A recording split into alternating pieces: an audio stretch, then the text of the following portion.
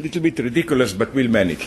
Thanks very much also for the nice introduction. I accept Giant of Ljubljana because it's a small city, so easy to be a giant there. No, it means nothing. Okay.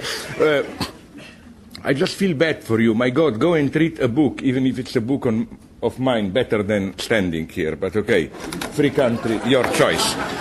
No, I nonetheless want to do some relatively serious things tonight. I don't want to focus on what I'm supposed to talk about, my new book, Violence, which basically comes together with the other book, In Defense of Lost Causes. Like, there is a tense relationship of censorship, because I had to cut out some things from Violence, I put them into the other book, and so on. But what I want to focus on today, it's almost the opposite of violence, is politeness. All these unwritten rules of politeness, civility, which I think play the central role of how ideology effectively functions today. Or, to put it in the terms which are, in the last 2-3 days, very actual in your electoral politics, no, what's that doc that you put the lipstick on of Sarah Palin's? Bull something.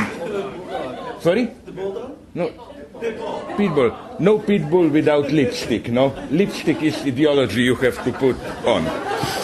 So, your first reaction probably will be, am I crazy? Ideology. Where is ideology today? I mean, where do we live today? In what kind of society? Isn't it clear that we live in some sense in a post-ideological society? Now you will say, am I crazy? Didn't I see what Republicans are saying? Our country first, sacrifice, war, whatever. No, but nonetheless, I think that these are all reactive phenomena. That the basic way the society addresses us today, like what society, its symbolic space, what does it expect from us? It's no longer to sacrifice yourself for some cause, to dedicate your life to a higher duty or whatever. I think basically we are addressed as enlightened, like slightly spiritualized hedonists. The order, as it were, today is be truly yourself, realize yourself, and so on, all the possible variations on this. So, where is here ideology? Let me give you a somewhat simplified definition of where I see ideology. Ideology is not, for me, some crazy, abstract, intellectual edifice, articulated worldview made to distract you from real problems, to mystify them. It's the very way we perceive real problems. Ideology is efficient because it deals with very real problems, ecology, racism, and so on. The mystification is in the way it formulates, perceives these problems. The lesson is that there are not only wrong answers to questions, there are also wrong questions, in the sense that the very way we perceive a problem, which can be a very real problem, the very way we perceive a problem is effectively a part of the problem. It mystifies the problem. That would be ideology. What do I mean by this? Let me give you immediately 1 or 2 examples. Tolerance. Why am I against tolerance as a slogan? Of course, this doesn't mean that I'm for intolerance. I know very well that problems like sexism, racism, and so on are very real. But let me focus, for example, on racism. The question to be raised, I think, is why do we today, at least this is my impression, correct me if I'm wrong, why do we today automatically, as it were, tend to translate problems of racism into something which concerns tolerance? As if the mode of functioning of racism is that you don't tolerate the other. I don't think this is by any means self-evident. Look at Martin Luther King. Download his speeches, search, look for words tolerance, intolerance. They are practically absent. You will not find them. For him, it would have been obscene to say that racism is a problem of tolerance. The same as for you, if you are, I hope you are feminists, it would have been, I hope, obscene for you to claim our feminist struggle is so that men will tolerate us more or whatever. It's ridiculous. For Martin Luther King, racism is a problem of equality, economic exploitation, legal rights, racist prejudices and so on, anything but not intolerance. So, you see, here it comes ideology. Serious problem, racism, I claim. The designation of tolerance, putting tolerance up in front as the main category to catch racist phenomena, mystifies it. Why? Because I claim it basically depoliticizes the problem. Instead of talking about economy, political power, legal power, we talk about cultural prejudices. And we end up, I'm sorry to tell you this, it will maybe shock you because I'm some kind of psychoanalyst, you end up with psychoanalytic traumas and so on. Like, no. Like, I noticed this when in South California, they deal with this resentment towards Mexican immigrants. You end up, if you are at the cultural studies department, with what inner traumas do you project into Mexicans so that you don't tolerate them, and so on and so on.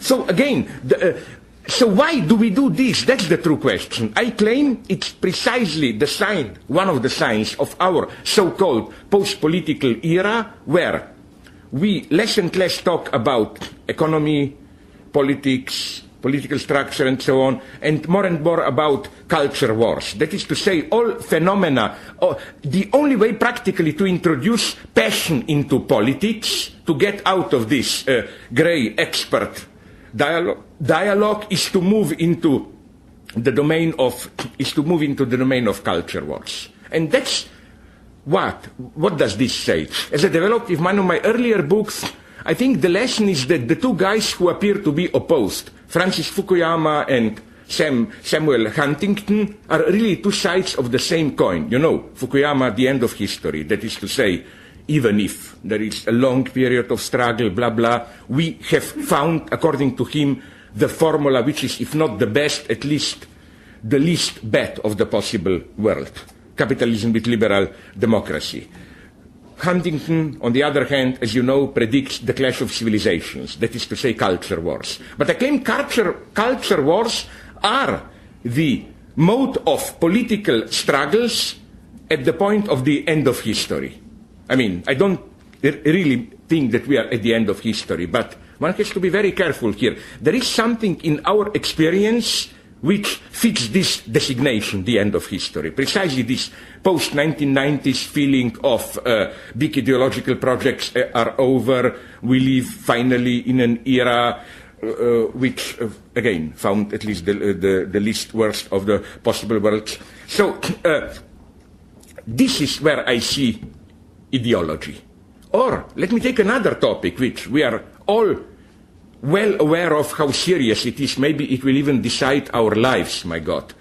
It's a very question of survival ecology. Of course, it's a very real problem. But I claim ideological mystifications, investments are all the more strong in ecology. Like, just think about all this New Age mythology of Gaia, Mother Earth, that is to say, the notion of nature as some kind of a balanced, homeostatic, organic, holistic, whatever system, which then, in a typical secular theological mood, we humans, with our hubris, disturbed the balance, raped the Mother Earth, and so on, and now our duty is to repay the debt to re-establish the balance. I think that this kind of ecology should be rejected as part of the problem, not a solution. For me, at least, the ABC, the first axiom of truly progressive ecology, and also of the only serious way to cope with ecological problems, is to accept that there is no nature, to cut a long story short. I don't mean by this some kind of crazy, discursive, idealist,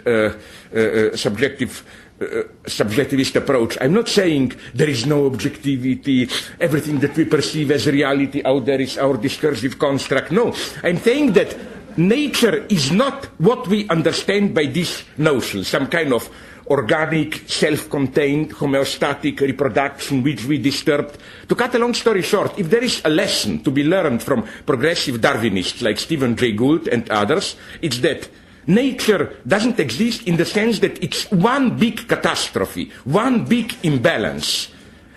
Let's think, okay, we all talk about now these Palin obscenities, drilling, and so on and so on. I rather stop my associations there. But that girl likes drilling, obviously, no? But what I want to say is that oil, the problem is oil. Are we aware, just think, what kind of a mega ecological catastrophe had to happen on our Earth, I don't know how many, hundreds of thousands or millions of years ago, so that we got oil reserves. That's nature. Nature is not balanced reproduction. Nature is total imbalance, which from time to time temporarily gets temporary illusory balance, and so on and so on. That's the beginning for me. What's the lesson of it? I tried to develop this in the last chapter of my book, more in detail on the lost causes. The lesson is, let me go a little bit further here in a study of ideology. The lesson, I claim, the lesson is that it's not that so-called deep ecologists are too pessimist, in the sense, oh, we betrayed Mother Earth and so on. No, in a way, they are too optimistic even. Why? Because they still presuppose that, how should I put it, that there is at least a measure of stability, nature, natural balance, sustainability, and so on, that we have somewhere to return to, as it were. I claim the situation is radically open. We don't have anywhere to return to, even. There is no standard of natural balance which we should take as the ideal. All we can do is improvise, test, and you can never be quite sure if by doing something you will not, at a different level unknown to you, cause even a larger catastrophe. This is why, as I develop in that book, Lost Causes, I like these paradoxical results, proposals of intelligent ecologists. For example, a guy in Germany recently claimed that the problem is that nature itself is already, nature itself, by this he means the reproduction, the cycle of nature on our Earth, the entire Earth as biosphere, is already so much accustomed to a certain degree of our pollution that if we change things radically, even if for the good, you never know what kind of imbalance this will call in nature. You see the paradox. We have nowhere to return to. Another thing that I want to improvise here on about ecology is that shouldn't we ask ourselves a simple question? How is it, my God, how is it that although we know very well that things are pretty serious, did you notice this strange inability, as it were, self-sabotage to act, to do something? And I think it's way too simple to simply refer to the old-fashioned Marxist explanation. Yes, big companies are, through their propaganda, are blinding us so that we cannot see how serious the situation is. No, we know very well it's serious, but you see what's the result. The last meeting of great powers in Bali, I think Indonesia, was hailed as a success. Why? Because the conclusion was that they will meet in 2 years again to continue the debate. Why don't we do it? Now, here another aspect of ideology. This is a little bit stronger thesis. I wonder if you would agree. My next proposal, so the first ecological proposal for me is there is no nature. The second one for me goes even further. It is that, how should I put it to be very precise, that I just don't want to make things more, is that we need more alienation from nature. It's not that we are not connected with nature. No, we should totally break with this New Age spiritualist approach telling us the problem is our Cartesian technological civilization, which makes us reduce nature to just an object of our technological manipulation and so on and so on. But as they put it, nature is not just out there as the object that we exploit. We are part of nature. We are breathing with nature. Nature is the very texture background of our living. We should learn to rediscover how we are, like your glorious reporters in Iraq, how we are embedded in nature. I would say exactly the opposite. That's why we don't act. Isn't it that, I mean, maybe I'm here, the strange guy, but I think it's pretty common, this reaction. When somebody explains to you, you know, maybe this will happen, global warming, whatever, things will totally change, rationally you believe him or them. But then you step out and you see there is sun, there are trees, some stupid bird singing, whatever you want, and you tell her, but wait a minute, this cannot really, you know, you get my point? Precisely because we are, as it were, wired into nature, into our environment, we cannot really imagine that it can radically change. And I claim we in our everyday life, experience situation as that of what in psychoanalysis we call fetishist split. I know very well, but I still cannot, in my guts, really accept it. And this, so I claim, again, the only solution is to alienate ourselves even more from nature, in the sense of to experience how fragile, contingent our natural background is. How we never know when it can disintegrate, it can fall apart, and so on and so on. We need more alienation, I think, from nature. We need to truly denaturalize ourselves. Now, this brought me already to the first thesis of ideology also, how ideology functions today. I think quite a lot of it is determined by this fetishist split. I use here psychoanalytic terms, but I think one should be very careful about using psychoanalysis in social and ideological field. Why? I claim no wonder that many old-fashioned Marxists love psychoanalysis. Why do they love it? Because it allows them to avoid the truly tough self-critical questions. Namely, if you approach an old Marxist, he will tell you, we know what's going on, American imperialism, their mantra is, it may appear that nothing is happening today, just wait for a couple of years when the third world will organize itself, we will have even stronger class struggle, and so on and so on. Okay, an optimistic image. So then you ask them, but nonetheless, according to Marxism, classical Marxism, certain things should have happened, revolution, why didn't they happen, if your analysis is true? Then they tell you, oh, ask Freud, you know, like imperialists are using all the libidinal manipulations of propaganda and so on and so on. That's only a way to avoid the tough question, which is, where was your analysis wrong, or where today it no longer is appropriate? But nonetheless, this notion of fetishist split, in the sense of, I know very well that it's a fake what I'm saying, blah, blah, but I nonetheless, in a way, believe in it. I claim if you want one big lesson in all this, just look at the Republican National Convention, if you did look at it. I don't think they somehow all know that all this thing, you know, change, or whatever they say, that it's bullshit. But nonetheless, at a certain point, they believe in it. How does this constellation work?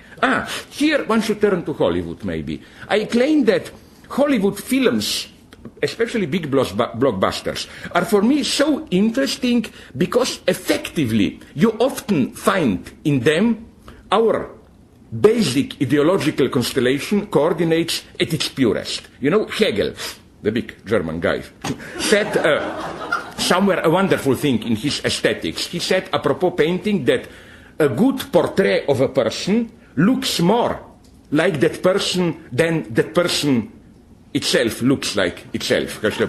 In this sense, I think in Hollywood you find more our ideology than in ourselves. What do I mean by this? My God, let me just take two recent blockbusters. The Dark Knight, the last Batman film.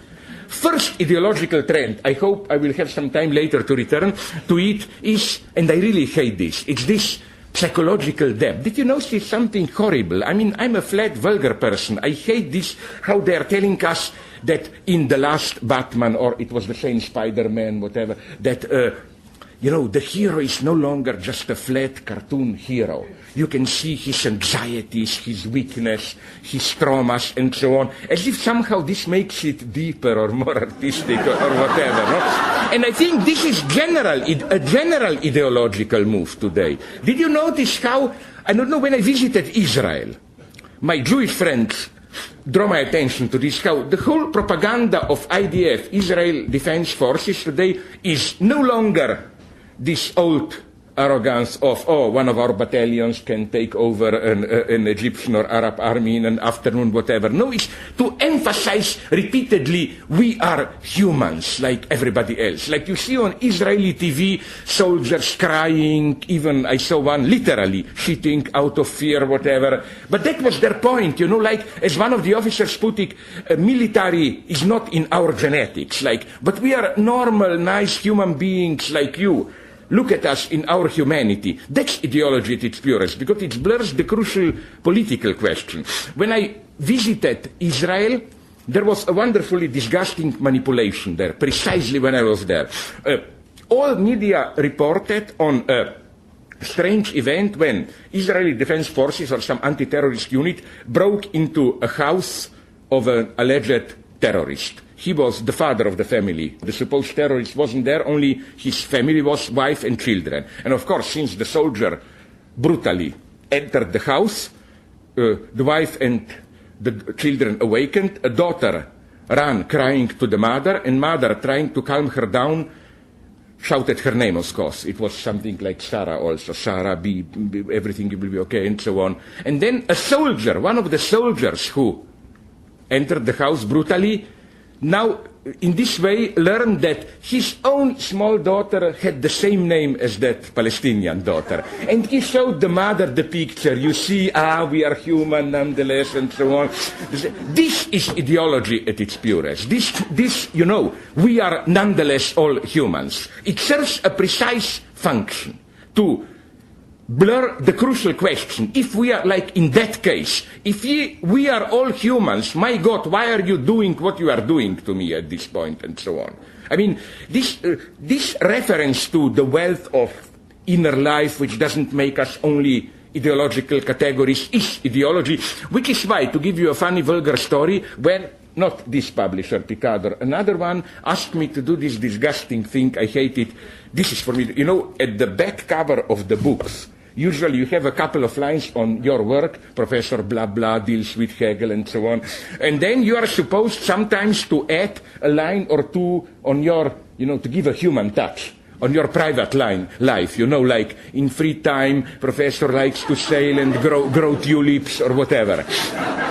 They asked me to do this. I, of course, don't be afraid. I'm not doing this, but just to provoke them, to show them. I told them, okay, fine, put it. In his free time, Professor Žižek serves the internet for pedophilia and teaches his small son how to pull legs of living spiders and so on. It's a fake. That's what I wanted to tell them. It's a fake.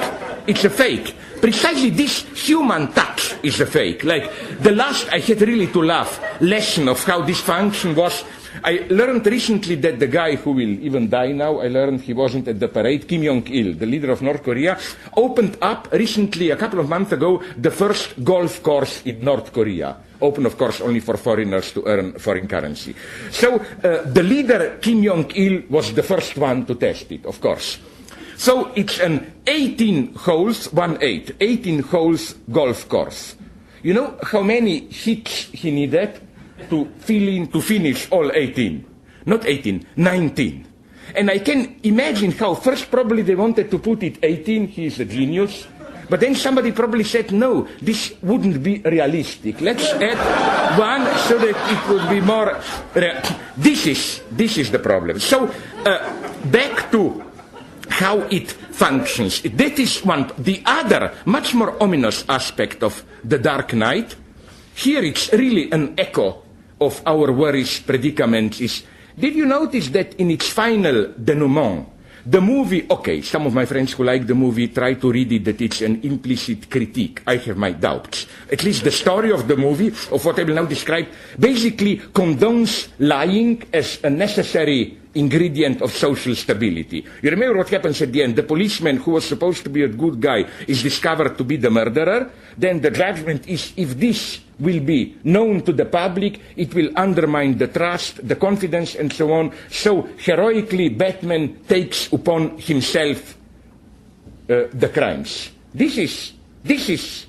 very logic which I would have been very afraid of. If somebody, this logic of this is the old authoritarian motive of how, in order to have social stability, you need a lie. How the highest service to do to society is not to tell the truth, but to lie for the common good, and so on, and so on, and so on. That's the message. Okay. Another film where you have recent relative blockbuster. I saw it 4 or 5 times, but because of my son, who likes it, which is ideology at its purest, at the same level as Kung Fu Panda. You saw the cartoons. Why? You will say, but what has this film to do about ideology? Did you notice how the film mixes two opposed attitudes? On the one hand, all this sacredness of, fate, the new Kung Fu master, all this Oriental mystique, as it were, it combines this with our Western sarcasm. You notice how all the time they are making fun and so on of it. But I claim these two attitudes are not contradictory. They perfectly supplement each other. Here is the K formula of the film, where they discover that to become a Kung Fu master, but also, as for the hero's father, to cook that perfect soup, there is no special ingredient. Here is the quote. There is no special ingredient. It's only you. To make something special, you just have to believe it's special. That's where we are today. You can be sarcastic. You can be sarcastic as you want. You can make fun of everything. But nonetheless, it's a call to totally irrational belief. That is to say, have all your doubts, be cynical. You don't have to really believe. You just have to, as it were, act as if you believe. I will now repeat from my parallax view short anecdote, which I really like, so sorry for repeating it if some of you know it, about Niels Bohr, the Copenhagen guy, who visited, once he was visited at his country house in Denmark by a French scientist, and the friend was surprised to see above the entrance door to this country house a horseshoe. I don't know if it's here, but in Europe, horseshoe above the entrance door is a superstitious item.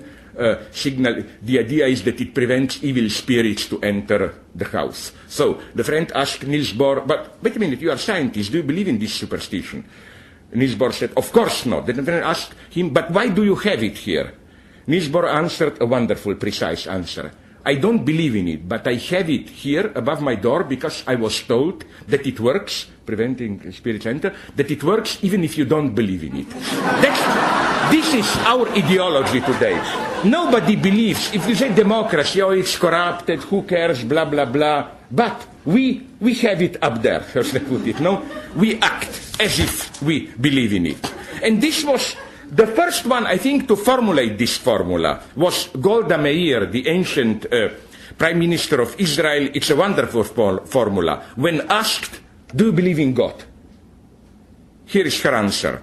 I believe in Jewish people, and they believe in God. So I don't believe and I think that we should read this formula in a very precise way. It's not a totalitarian formula. It's not the same as the Stalinist formula where you say, okay, I only allow all these illusory celebrations to go on, not to disappoint the ordinary people who need a great leader like Stalin, whatever. No, the point is that you even do not need another actual subject who really believes. The whole system of belief functions if just every agent, every individual presupposes that there is another one who believes, even if this other one doesn't exist at all. It's the same as we do it with Santa Claus, no? If you ask parents, they will tell you, I'm not crazy, of course there is no Santa Claus, I buy the presents, but I pretend to take it seriously so that my children will not be disappointed. They believe. Then if you ask privately the children, of course they will tell you, I'm not an idiot. But I pretend, I don't know, not to disappoint parents, to get present. You know what I mean? Nobody believes, but it's enough that everyone presupposes that another one believes, and the whole system of belief functions.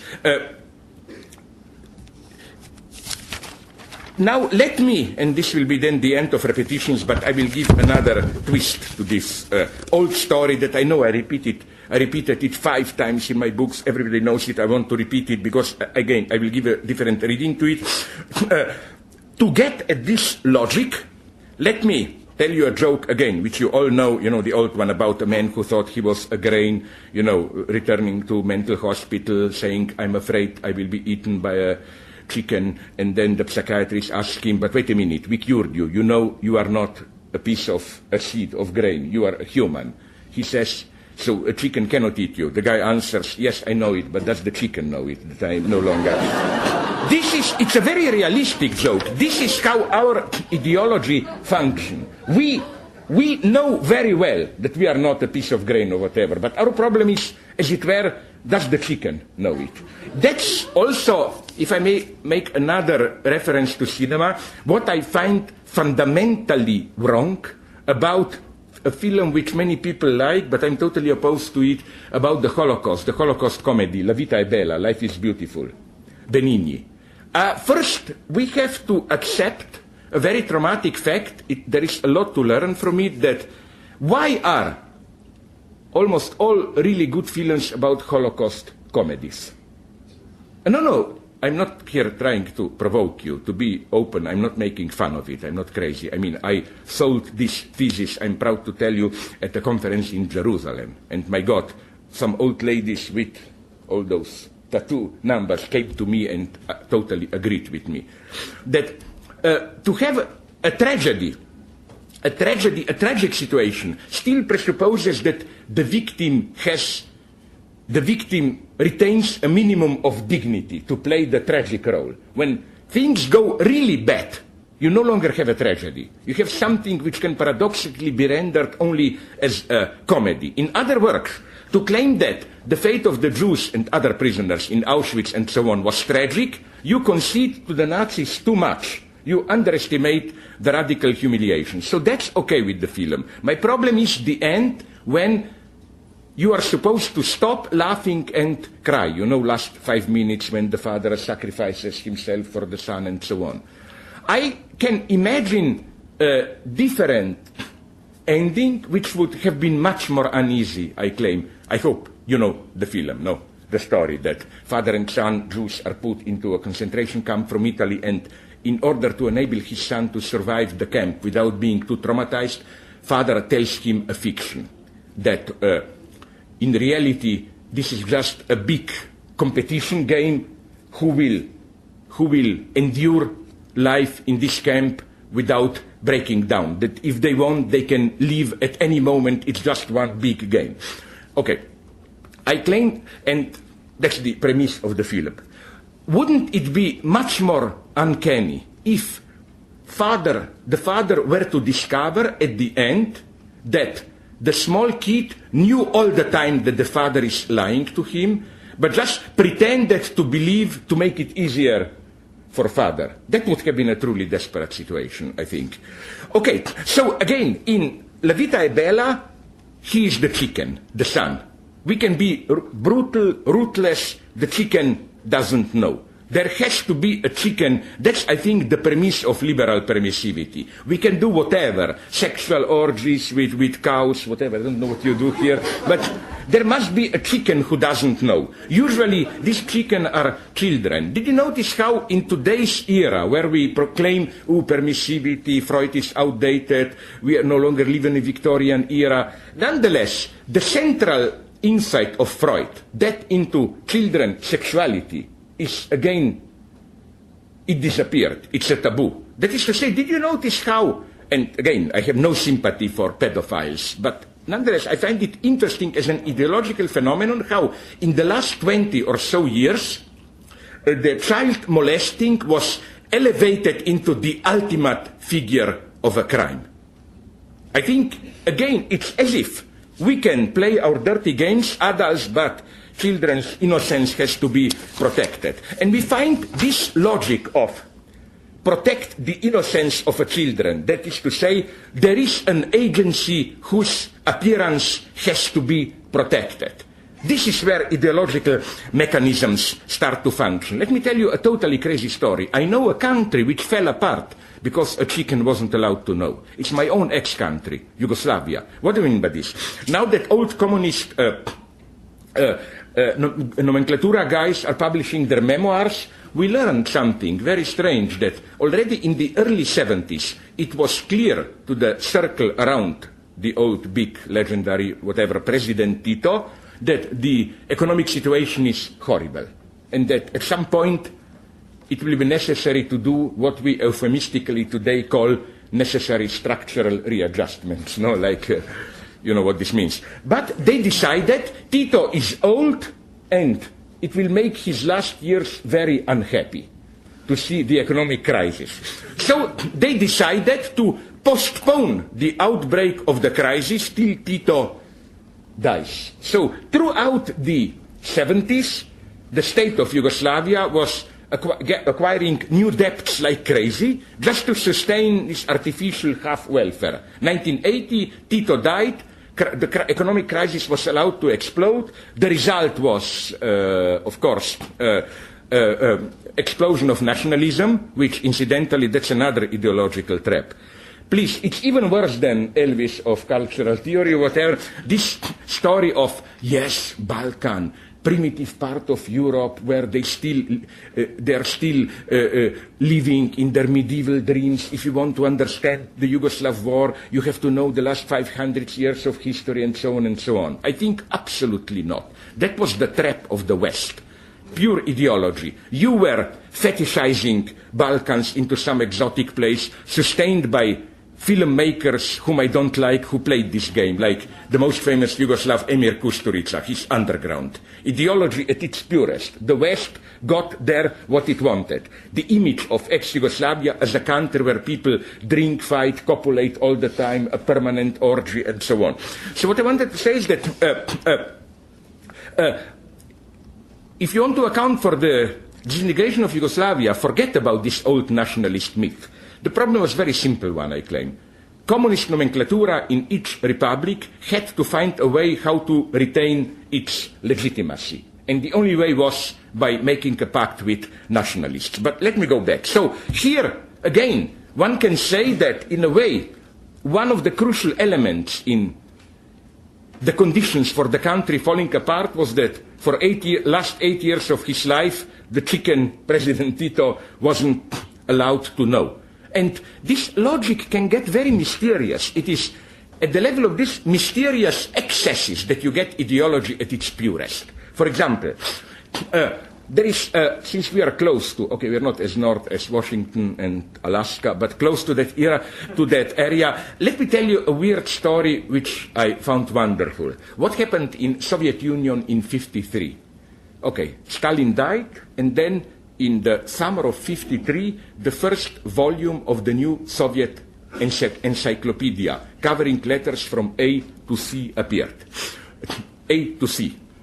There was a problem.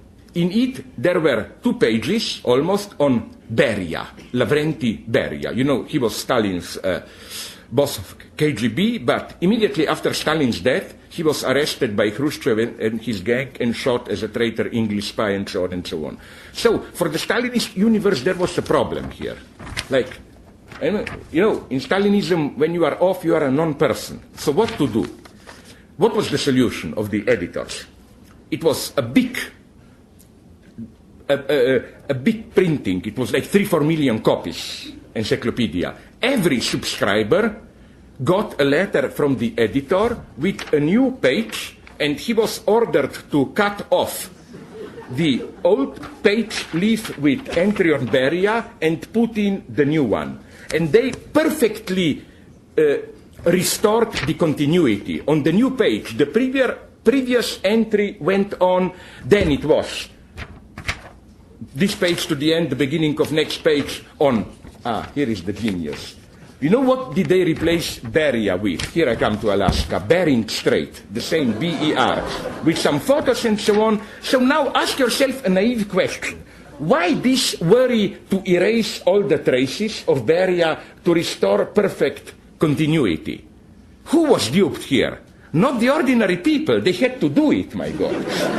It is as if there is what in Lacanian theory we call the big other, some anonymous agency, the chicken, whose innocence had to be protected. The chicken shouldn't know that once there was Beria. For the chicken, Beria shouldn't exist. Now you'll say, haha, yes, this comes from primitive Slavic communists. Does it hold for us? It does. Hollywood. Hitchcock's Vertigo. Incredible detail which follows the same logic. You know Vertigo, maybe even better than me, the movie. Do you know how around 1 hour, even a little bit less into the movie, after Scotty saves Madeleine from her, as we learn afterwards, fake suicide, jump into the Golden Gate, into the water beneath the Golden Gate, he takes her home and undresses her, puts her into the bed. So we have a long panning shot. First we see in his living room Scotty behind his table, then the camera moves slowly towards the left. We see the kitchen sink, above it the underwear drying there of Madeleine, a signal. What did he do? That he undressed her, dried her up and put her into bed, and then the movement further left to the door of the bedroom. We get in one long shot the whole situation. There is only one problem. If you don't believe me, do it. Check it. Put your DVD on, freeze it on still, when the camera is above the kitchen sink. And you will see that what you see is not underwear, but just abstract pieces of cloth. And I read in a French book on Vertigo, very good one, I forgot, I don't know, the guy is called Esterhazy, but it's, again, not yet translated, but it's a wonderful book. Why was this the case? This was still, Vertigo was caught in 1957, still Hays Code, and the censorship insisted that there should be no underwear effectively there drying up. Because if it's really underwear, this would have been a proof that Scotty saw her naked. But this is Hollywood, it shouldn't happen. Why is this so mysterious? Because just ask yourself a naive question. Whom were the censor protecting? Not us, the public. Because we automatically assume that we see underwear there. It was not we were not the chicken here. The chicken was again this anonymous big other. Like, it's as if, imagine yourself being questioned by some censor. Oh, what dirty? And you can say, no, nothing happened. It just pieces of cloth. There was no underwear, and so on and so on. This is what I'm getting at. This is what fascinates me so much. This double level, this is the basic split of how ideology functions. Always bear this in mind. How you have the explicit message which maintains the appearances and sustaining it all the dirty obscenity and so on, which is why I will be very brief here. I'm sorry, but I want to improvise on another point which is part of my book on David Lynch, published, as it were, upstreet here in Seattle some years ago, so I hope you don't know it, where you have this mechanism at its absolutely purest. You know, I hope, the greatest film of all times, Casablanca. You know the famous scene 2/3 into the film when, during the night, Ingrid Bergman comes to Humphrey Bogart, Rick, to get those famous visas, whatever, and then what happens is that they had a conversation with all this noir ridicule dialogue, you know, like she wants to shoot him, he says, go on, you will be doing me a favor, and so on, all that marvel. Then they kiss, embrace, fade out, 2 or 3 seconds and a half. For 3 seconds, and you see the tower of the Casablanca airport with the lights turning around, then back to them continuing the same conversation. Now, every normal person asks here a question. Did they do it or not? That is to say, are these 3 seconds just a metaphoric condensed substitute for the sexual act, or it's just real time goes on? Now, the mystery is, as in the British cinema historian Richard Maltby, in a wonderful analysis of this scene, demonstrated, the problem is that not the film Casablanca is not here so much ambiguous as consciously contradictory. It gives you simultaneously the opposite signals. On the one hand, you get a series of signals telling you they did it. For example, after a couple embraces in Hays Code standard Hollywood, and then you have a fade out, it's a way to hint they did it. Furthermore, after we return to them, they are smoking cigarettes. This is basic Hollywood rule, like what is the second and third best thing in the world? The drink before and the cigarette after. So, these are all codified signs to indicate the sexual act. But at the same time, there is a whole series of signs indicating the contrary. Like, A, they are dressed, there is no bed disturbed in the background, the same conversation seems to go on, and so on and so on. I think it's crucial to see how these functions, these two levels, both levels are necessary. It's not that we have the official Hollywood, Puritan, and then there is some kind of subversion in all these obscene hints. No, everything is codified. The Hollywood ideology is both at the same time. Hollywood tricks you by telling you, okay, I will give you a front so that you will be able, in face of some imagined moral authority of censorship, to pretend, but nothing happens, nothing dirty happens. At the same time, I will give you a whole series of precisely codified signals of what you can then imagine with your dirty mind, what happened, and so on and so on. And there is a whole series of procedures. I don't want to understand. All I want to tell you is that to understand how an ideological edifice functions, you have to take into account the explicit level and what, how should I put it, what comes by it, all this implicit, obscene underground. There is nothing subversive in it. This is why, if you read some of my work, you know why I'm so fascinated with military life. When I went 30 years ago to serve the infamous Yugoslav army, I went with pleasure. I'm privately a kind of a leftist fascist, disciplinarian, I like order, and I was terribly disappointed. It was a big chaos full of sexual obscenities and so on and so on.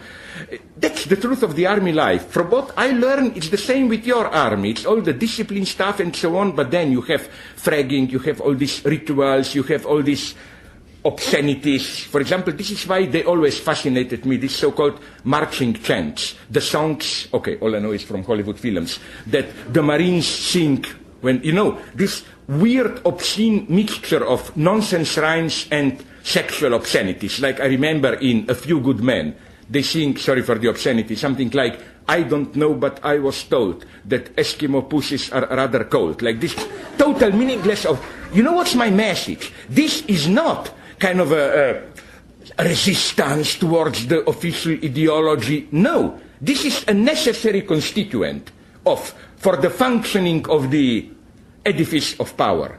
Power is power and its own obscene double, as it were. And at this level, ideology functions. At level of, it's not simply what you see and what you don't see. As Michel Foucault sometimes, in an all too simple way, describes discursive mechanisms, that they tell you what you see, what you don't see, how can you argue, and so on. No, it's what you see and what you don't see, but at the same time what you have to pretend not to see, but you have to see it without admitting then you see it, and so on and so on. Where did I encounter this? For example, recently, a couple of months ago, I was at Harvard giving a talk there. Afterwards, we had a dinner. I hate these official dinners where 10 people, we didn't even know well each other, so the presiding guy, older professor, told each of us to present him or herself. He told us each should say his name and affiliation, the field of his work, and sexual orientation. Now, I found it like, my idea was almost to tell him, but I didn't want to disturb the hospitality, that wouldn't it be much nicer and intimate and unpleasant to ask for that each one should say how much you earn per year and how much wealth you possess privately besides that. That would have been much more. But what I want to say is that, okay, in Harvard, this was considered normal, non-intrusive. But I'm now not playing the usual boring European game of you vulgar Americans against us. No, I had a similar but opposite adventure with a friend of mine who visited me 2 years ago in summer in Slovenia. We went to Adriatic coast and to swim. It was summer, and my friend was shocked when he saw practically all women on the beach with breasts naked, without bras. In our country, I think even in Italy, in Germany, all the time, it's considered totally normal now. It's simply, nobody even notices it. But for him, it was pretty traumatic. He felt uneasy all the time he was. You see, this is, I think, ideology at its everyday level. These rules which are not so much explicit rules as this implicit, as it were, implicit spontaneous substance, which makes you uneasy when you see something, and so on and so on. And so I think that the perfect, what I was tempted to ask somehow, but this wasn't the question, the best reaction to this kind of intrusive questions was provided by Gore Vidal, your great writer. You know what he said when in a TV interview he was asked? He is, as you probably know, a well-known bisexual. Was your first sexual experience with a man or with a woman? His reply was, I was too polite to ask. I think this was a perfect, nothing conservative about it. I think that today the right-wingers are impolite, vulgar. I'm more and more convinced that the left radicals should take over the cause of civility and so on, and politeness. So, again, what interests me here is in what way things are very complex here. Did you notice how in both these cases, where I had to state, but I didn't, my sexual orientation, and in the case of my friend shocked by seeing bare breasts, the openness was basically a form of discretion, of withdrawal, in the sense of the message of, for example, young women there showing their breasts was not, oh, here I'm available, grab me. It was, no, I don't care about you, I don't see you. Like it was paradoxically, it meant to signal even greater discretion. And I think in a more refined way, the same goes for being asked about sexual orientation. It is, if anything, meant to desexualize possible tensions of the situation. The extreme of this attitude, which is why I think it's an ideological genre at its purest, the extreme of this attitude, I think, is hardcore pornography. Did you notice a strange form of censorship, at least in traditional hardcore pornography? If it's a full feature film, of course, you cannot just show on and on erotic plays or copulation. You have to have some kind of a story. But did you notice how utterly embarrassingly stupid the story is? I don't think they can be as stupid as that. I think it's a necessity, a message in it. Like I even remember now, I'm traumatized. When I was young, I saw one, you know, the standard story, housewife is alone at home, plumber comes, fixes a hole in the bathroom, then the wife said, I have another hole to fix, can you maybe... You are embarrassed. But where is the censorship here? I think the message is, okay, you can see it all, at the level of penetration and so on, but there must be no, how do you call it traditionally, emotional engagement. The story must be ridiculous. What is censored is to have both at the same time.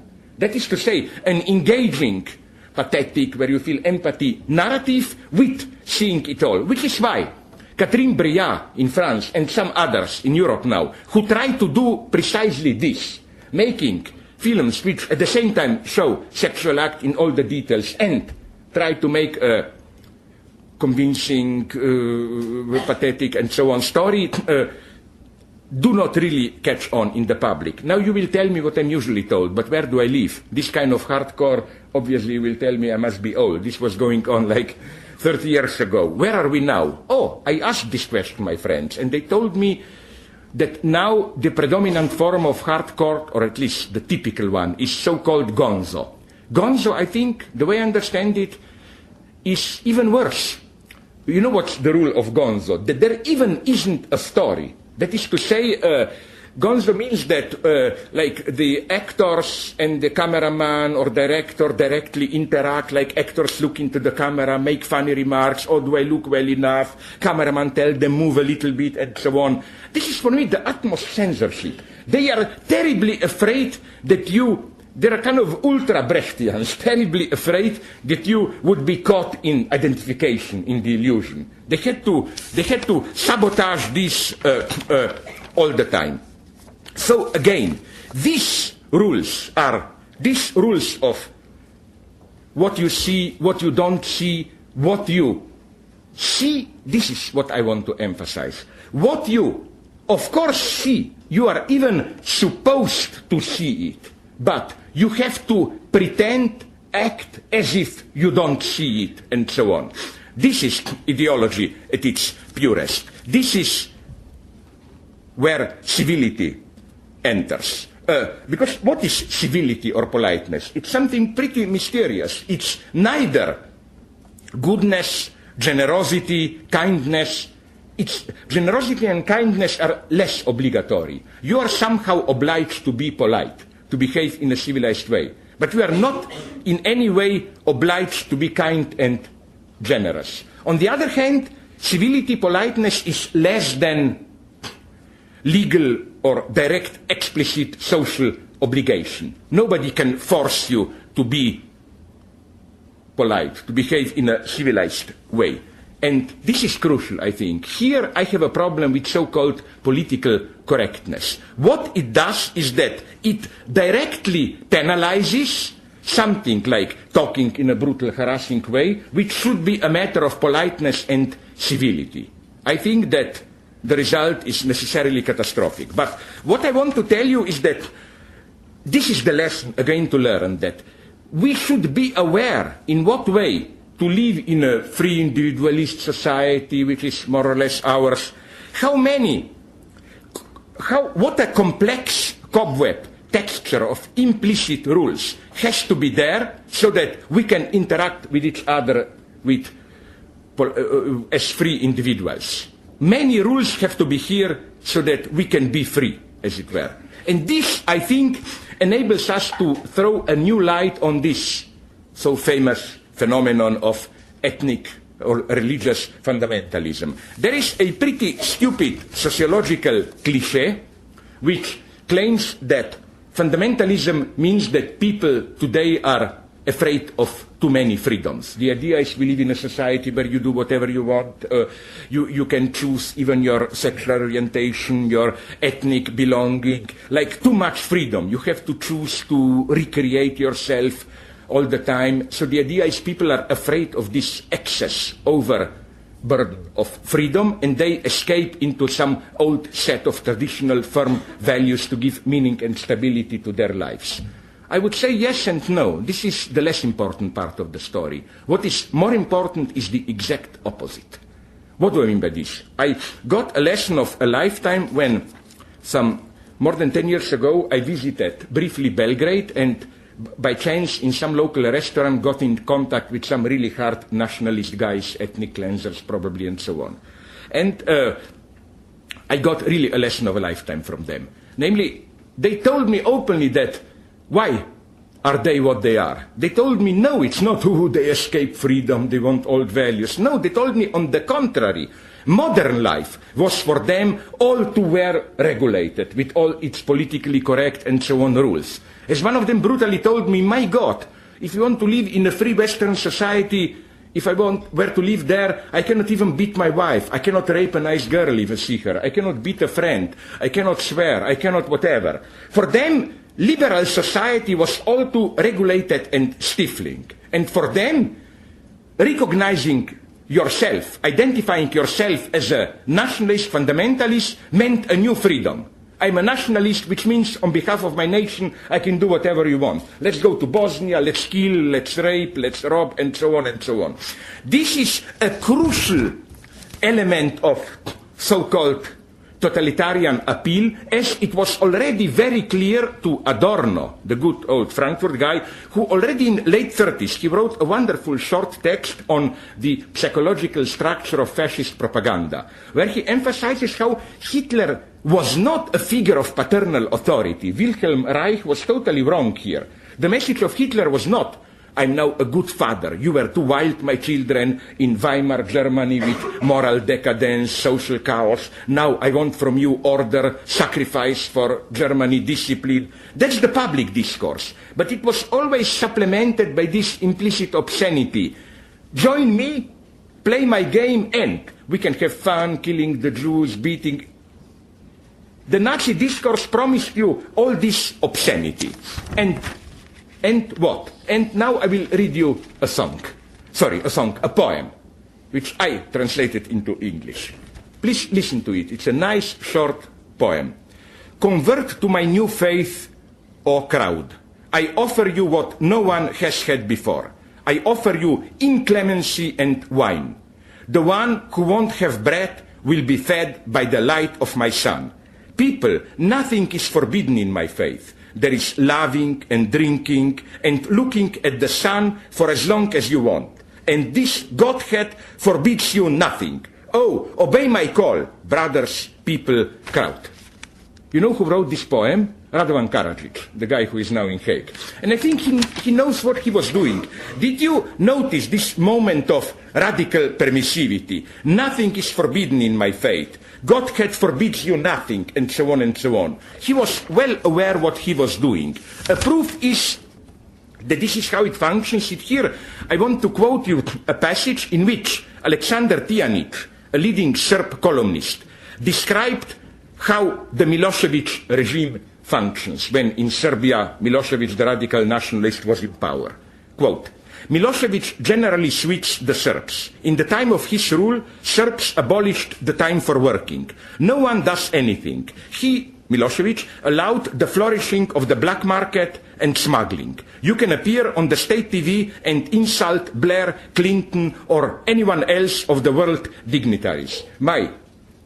My brief remark here, this was literally true. I remember when NATO was bombing ex-Yugoslavia, Serbia, there was a talk show on Serb TV where behind the persons talking was a big poster, a reference to Monica Lewinsky and Clinton. You know, this was just after the Lewinsky affair. The words were, poor Bill Clinton, did Monica also suck out all of your brain or something like that? That was state TV. Okay, I go on.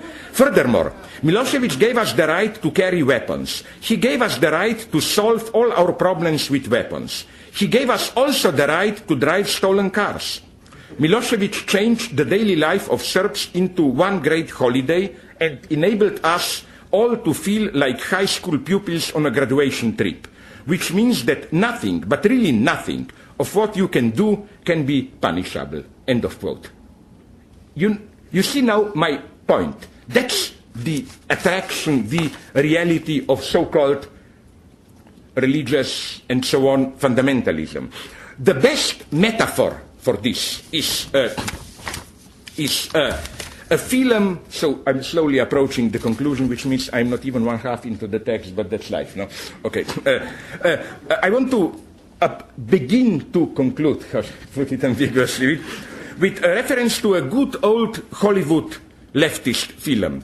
John Carpenter, yes, the very guy who did Halloween. John Carpenter's, I hope you know it, although it's difficult to get, I think, now on DVD. They Live, from 1988. Yeah, you remember that wonderful, it deserves a close analysis. It's not as naive and primitive as it appears. That wonderful idea of, it's a story of John Nada, wonderful reference to proletarian position. Nada, is Spanish for nothing. A homeless guy who finds in an abandoned church some box with strange sunglasses, puts the glasses on, and discovers that these glasses are kind of ideological critical sunglasses. Like, you have them on. Okay, yeah. I am afraid that I would be afraid to ask you, what do you see? Like, when you see me, you see some pseudo-leftist stuff, you put the glasses on, this guy is paid by those in power to amuse you and keep you from serious engagement. I prefer not to ask you. Okay, but you got the point.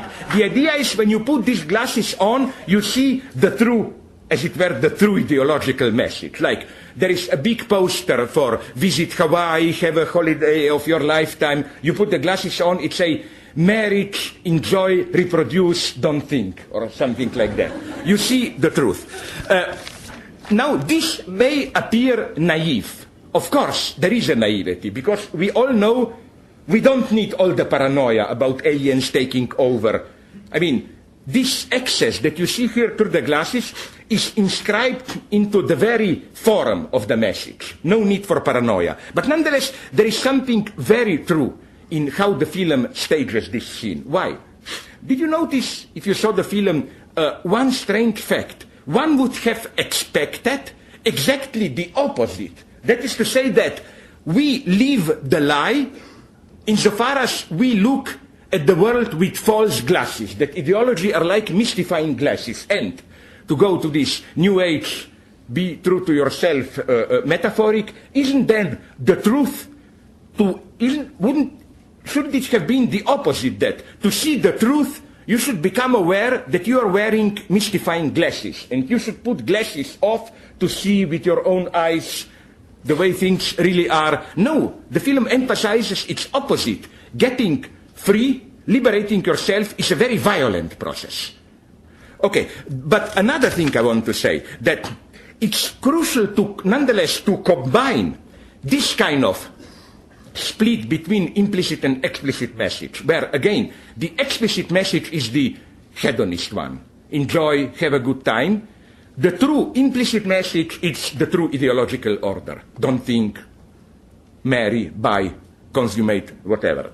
But isn't it that more often, or at least in traditional ideology as a rule, we have the opposite procedure, where what you directly see is the explicit message, and what you were to see, if you would have put the glasses on, would have been this obscene supplement. For example, I don't know, let's return to Nazi Germany. The explicit message is enough of decadence, sacrifice yourself, do your duty, Germany needs you. You put the glasses on, what you see is, and we'll have fun, we'll beat the Jews, we'll have our orgies, whatever. Or go to your own south of the United States in the 20s, 30s, a small town with Ku Klux Klan and so on. The explicit message, Christian values, family, defense of our civilization. You put the glasses on, okay, and then at the weekend we gather, we rape some black girls, we lynch some blacks, and so on and so on. So the obscene supplement is invisible. Both this logic of, how to put it, two levels, implicit, explicit, are, I claim, today more crucial than ever. Let me just give you another example, which we encounter all the time today, the one of charity. You know, like, my God, you cannot even open a newspaper or TV without seeing some starving African kid or with some lip deformation, and then the usual message. For the price of one or two of your cappuccinos, you can change the life of, and so on and so on. Very nice, but again, what if I were to put your glasses on? No? What would I have seen? I claim something like, don't think, don't politicize, forget about the true causes of their poverty, just act, contribute money so that you will not have to think. I think these constant appeals to charity work as a kind of almost token of superstition, like do a small act so that you get rid of the problem so that you can go on. And I think the crucial message here is also the one, if you ask me, of depoliticization. Depoliticization in the sense of, I remember when I was young, the motto of the left was still this motive of, while we live in our relatively affluent upper middle class society, are we aware that out there are people who are starving, dying, and so on? Did you notice how, in the last years, the establishment took these metaphorics over? Today it's Bill Gates who talks like this, reminding us all the time, oh, there are people out there in Africa, India, and so on. Why are they doing it? I think the underlying message is the one of depoliticization and moralization. So let's stop our ideological debates. People are starving there. Who cares about socialism, capitalism, and so on? Let's just get together and do something. I think it's precisely the image of suffering is used to manipulate us in this way. It has also something to do, you are the master. Do I get 5 minutes more? Not more. 3. Okay. No, I want to say how I want to do just two things. First, to explain how this shift is part of a more global change in capitalism today. How is commodification working? Grosso modo, vaguely, there are three levels of how we are addressed when we are called to buy and consume a product. The most elementary is a direct reference to utility. No, like buy Land Rover because you need it if you want to go to the countryside, because it's a good car, strong enough, stable, doesn't use too many, whatever, all the qualities. Next strategy is more consumerist, is that of competition, keeping up with the Joneses status symbol, like buy it so that you will appear to others as what you want to be.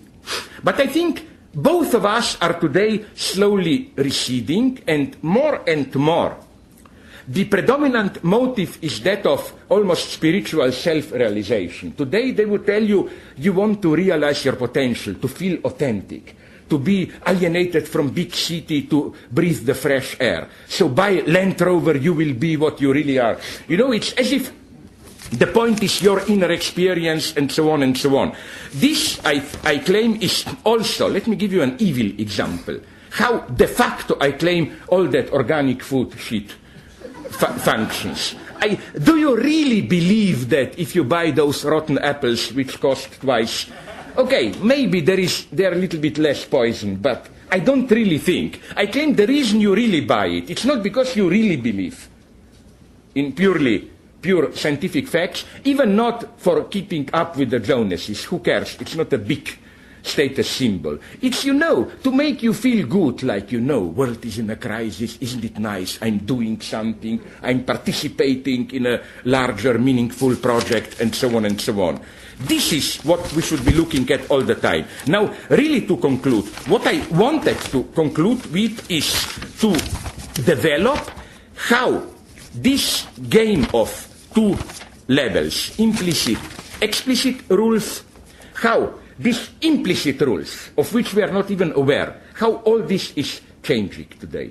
And I wanted to take different examples, but I will probably stop now, like global warming. Did you note how the way we talk about, or at least the way the big media talk about global warming changed, I think, around a year ago.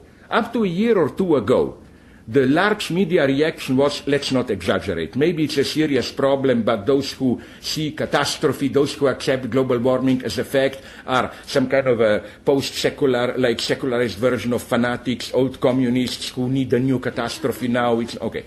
All of a sudden now, more and more in the media, the message is, yes, it's a fact, but what's the fuss? It has good and bad things. There are new opportunities. Like CNN recently announced a new series, typical manipulation, The Greening of Greenland. When they say, how wonderful, they already grow vegetables on Greenland. New opportunities if the ice melts on the Arctic.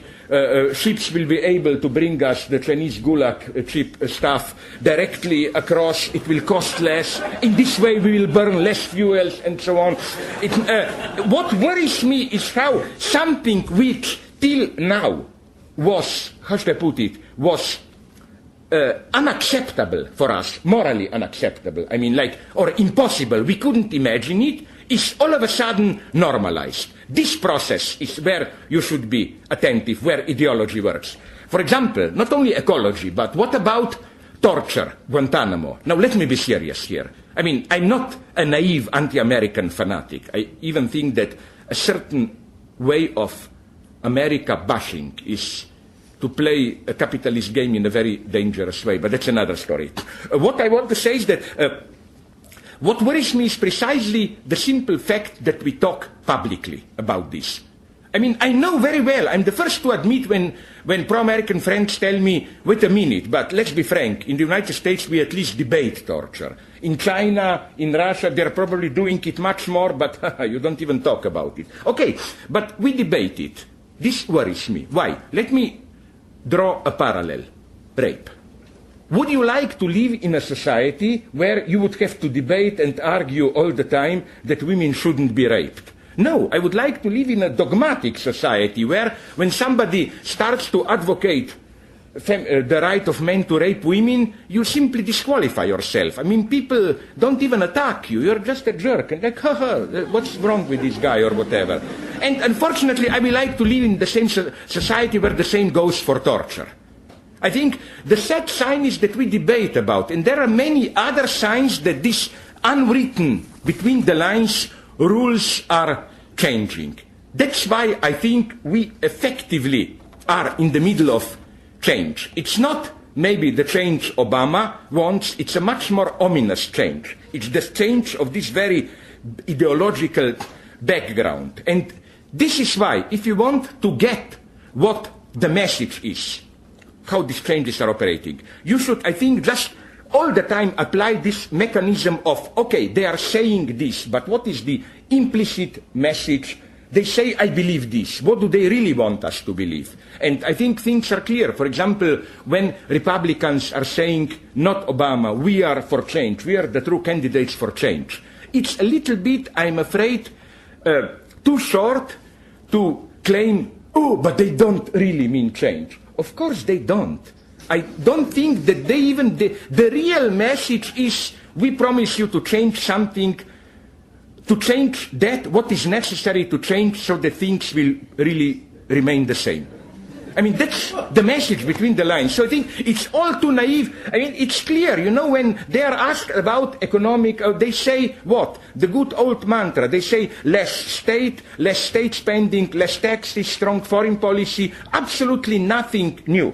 So it's change so that nothing really changes. Another thing, when people claim about how all this populist rhetoric of, you know, we mavericks, simple people, of course, Republicans are now playing the populist game. But what are the true contours of this game?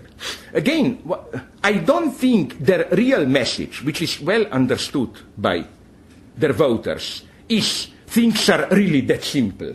We just will put into practice in Washington your populist fury, you feel screwed up, gasoline, and no, the message is, we and you know very well that we need boys in the backroom experts to do the job.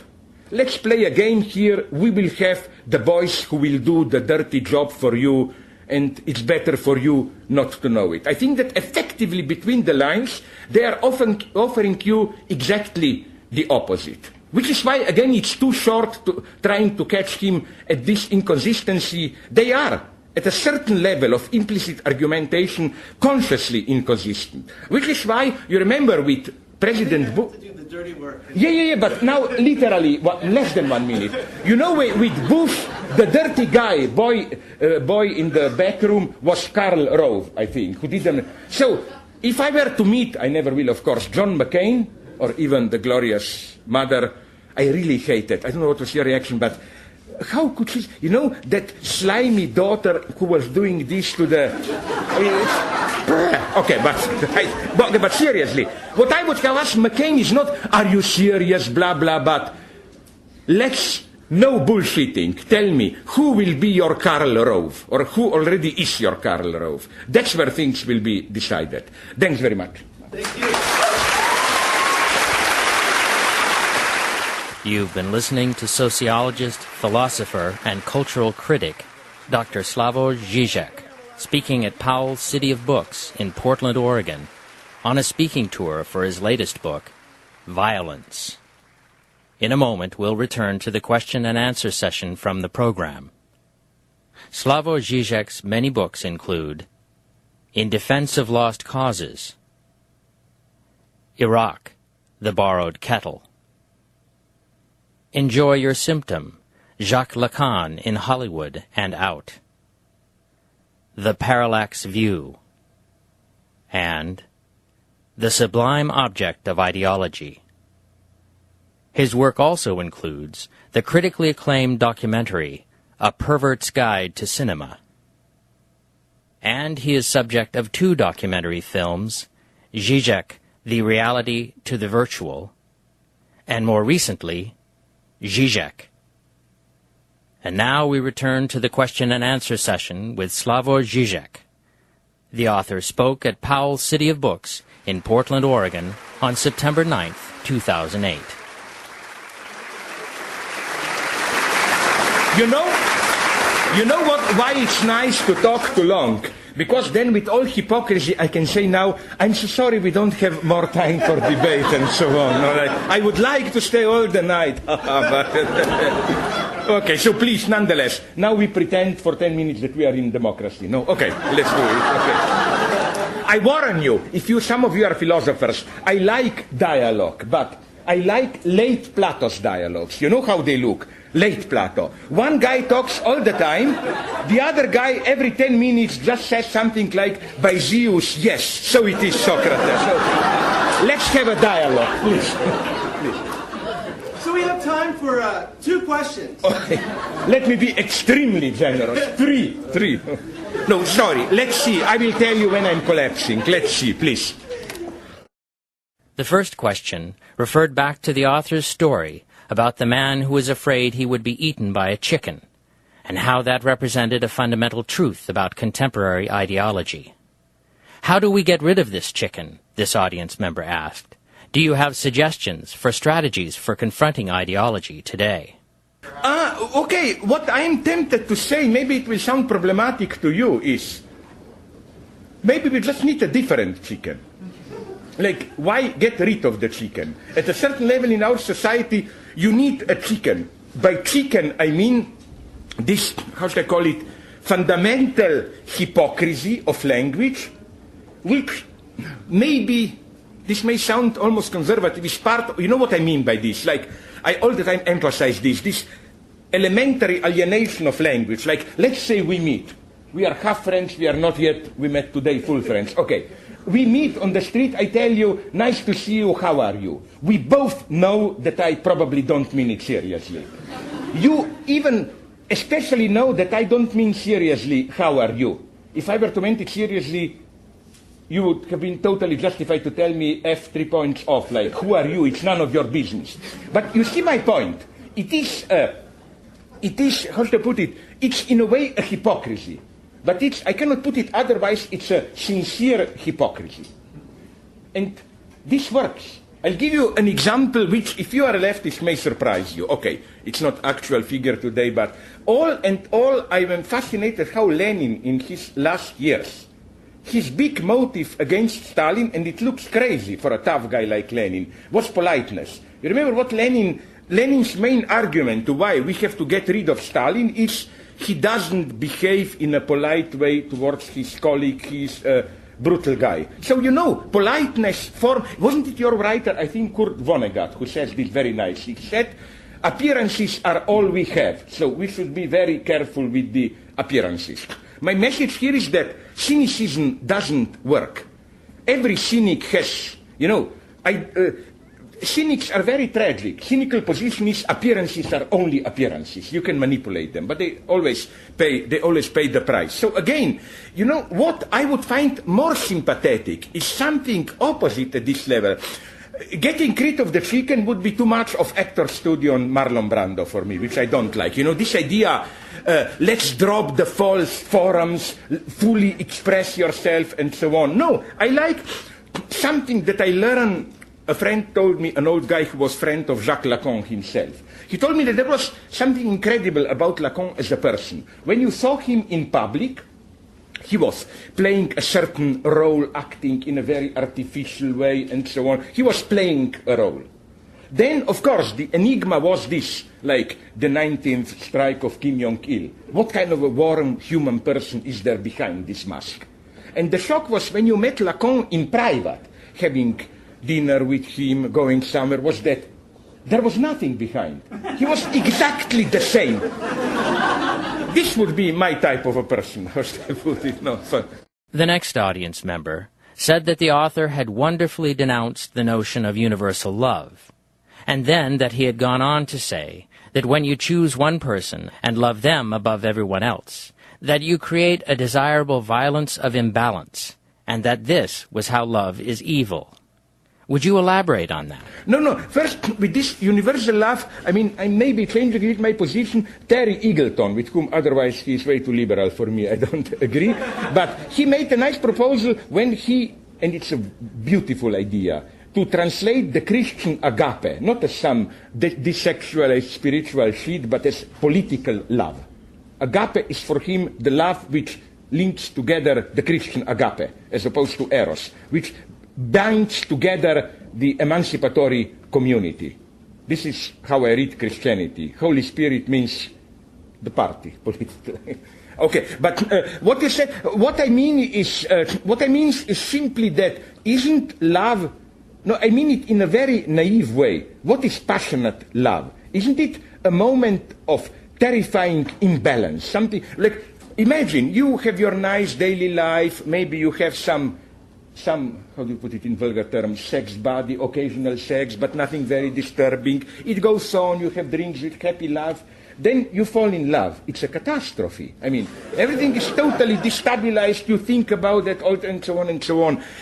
In this sense, I claim, but I don't have time to go into it now, that no wonder that Christianity is, from a standpoint of traditional pagan spirituality, the religion of evil. Because the message of Christ is radical imbalance. Christianity is not this religion of re-establishing the balance. It's the religion of a crazy cut imbalance. Christianity totally breaks with this idea, which is why this idea came to me. Did you see, it's a bad film, but interesting underlying ideology. Did you see, what was it, The Phantom Menace? The fourth, but the first in the series of Star Wars. You remember how there is a whole series of signs which make Anakin, later Darth Vader, a Christological figure. The Redeemer, even when you see his mother, there are some hints that it was an immaculate conception. Then you have those chariot or whatever with small spaceship race, which is an obvious reference to Ben-Hur, A Tale of Christ. So I think that from George Lucas, basically, whatever you call it, Gnostic, pseudo-Buddhist standpoint, he is right. From that standpoint, Darth Vader is a Christian figure, and Christianity is evil in this sense, which is why my dream would have been to remake Star Wars, but from a kind of a hard Jacobinic Marxist popular dictatorship standpoint, so that it's the Emperor, the Sith, the Emperor and Darth Vader who are good centralizing progressive rulers, and all these Jedi creeps are some kind of, reactionary small feudal resistance to progress and so on. I would love to do it the other way around. But it's a good question you asked, because I think here we, atheists, materialists, can learn from really intelligent theologists, really radical, like, for example, Kierkegaard, who makes it very clear, who totally, in his maybe greatest work, which strangely it's not even written in pseudonym, but by works of love, he so radically desentimentalizes Christian love. He said a true sign of Christian love is that you are ready to kill your neighbor out of love and all that stuff and so on and so on. It's a very, love for me is not sentimental love. True love is cold love. True love is cold without mercy. But okay, that's another topic. So. You decide. The next audience member observed that perhaps politeness is a kind of trivial word for civilization. Perhaps if we switch the chicken story so that the man is the chicken rather than the grain, you would understand civilization in a different way. In all of the author's examples, paradoxes aren't really paradoxes, and they seem central for civilization to exist. All of the paradoxes seem to be ones of content as actually separable entities, and they're winking and thus disarming. But the answer to paranoia, could it possibly be true paradox, something that seems contradictory, two things that seem absolutely contradictory, but nevertheless are two parts of the whole? If I got it correctly, I tend to agree, but maybe I would just like to add another point, which seems to me crucial. I don't have time. I didn't want to go into that direction today, but I'm well aware also of the fundamental ambiguity of politeness. I think that Adorno, in his Minima Moralia, has a wonderful, like one paragraph on politeness, how it can be kindness, but it can also be a moment of coldness, of distance, of brutality. I mean, we all know that, like, when somebody approaches you in deep crisis, the best, most efficient way to cruelly dismiss him is to be superficially polite, and so on and so on. So I am well aware how much more mixed the situation is. I am well aware that at the same time that obscenities are in the service of those in power as the supplement of power and so on, all the military dirty rituals, dirty jokes and so on, at the same time they can also play an incredibly important progressive good role, which is why, to shock my friends, when they ask me about racism, my usual answer is, I love racism. I cannot imagine my life without racist jokes. But I tell them I'm an egalitarian, consequent racist, which means racism against everybody. Which means what? No, I'm very personal here. Look, in old Yugoslavia, we had racist jokes like crazy. All about each nation was identified with a certain cliché. You know, we Slovenes were misers, Montenegro were lazy, and so on and so on. But these jokes didn't function as racist in the sense of humiliating others. On the contrary, we were mostly telling these jokes about ourselves to others. Like, I met my Montenegro friend, I told him the last jokes about Slovenes, and this, far from functioning in a racist way, was rather, how should I call it, an exchange of obscenities, whose function was to guarantee, to put it in very naive term, authentic communication. The message was, now we are really close. It's not just this disgusting, politically correct. Like, for example, if I were to visit you here, isn't it clear that as long as I would stay at this disgusting level of, oh, what interesting culture do you have here? Show me your museums, your paintings. Blah. This is patronizing. But you tell me a dirty jokes, we communicate, we are there.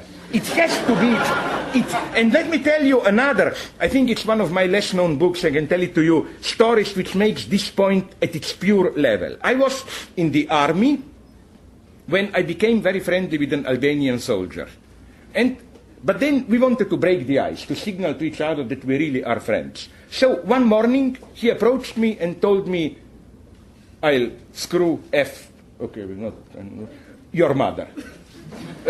I knew what this meant. He was offering me true friendship. I knew what he expected of me, to return in a kind. Believe me, I didn't have a problem. I immediately answered him, go on after I finish with your sister. And then this was it.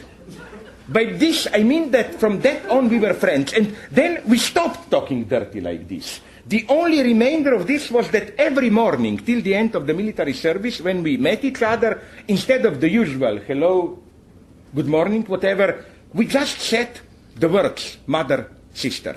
But we even didn't laugh. It was totally without humor. It was just a kind of a token, now we are friends.